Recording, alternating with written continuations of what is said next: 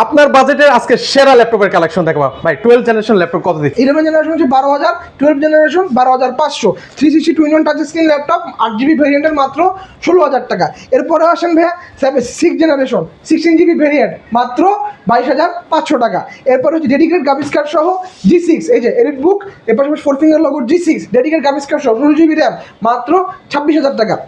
আচ্ছা, আর কি ল্যাপটপ আছে? আপনার 8 জেনারেশন ডেল লাইটশিয়ার 5480 16GB ভেরিয়েন্ট মাত্র 24,000 টাকা। এরপর হচ্ছে ভাই 11 জেনারেশনের Core i5 ডেল ব্র্যান্ডের 16GB ভেরিয়েন্টের মাত্র 36,000 টাকা, স্টুডেন্টের জন্য 34,500 টাকা।